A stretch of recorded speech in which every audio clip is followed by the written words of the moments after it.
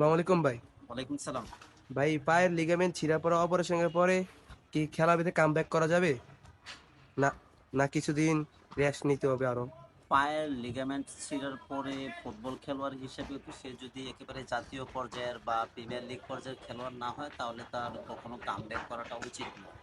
ছোটখাটো জেলা পর্যায়ে বা উপজেলা পর্যায়ে বা এভাবে আঞ্চলিক খেলোয়াড় যদি হয় তাহলে তার খেলাধুলায় ফুটবল খেলাধুলায় আবার সম্পৃক্ত হওয়ার চাইতে তার স্বাস্থ্যের প্রতি মনোযোগ দেওয়াটাই বেশি ইম্পর্ট্যান্ট, কারণ সে খেলার ক্যারিয়ারটা খুব বেশি দূর নিতে পারবে না, প্লাস হচ্ছে সে বাকি জীবনটা ভালোভাবে চলাচলও করতে পারবে না।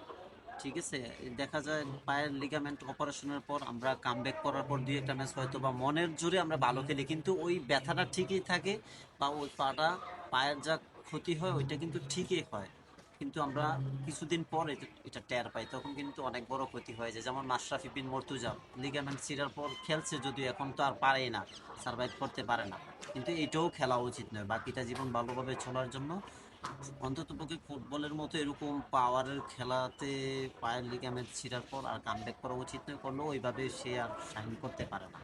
যার কারণে আমি সাজেস্ট করবো সে যেন আর এটাতে সম্পৃক্ত না হয়। লিগামেন্ট ছিঁড়লে আর শখের বসে প্র্যাকটিস করতে পারে, তাও খুব একটা প্রেশার নেওয়া যাবে না। That's it.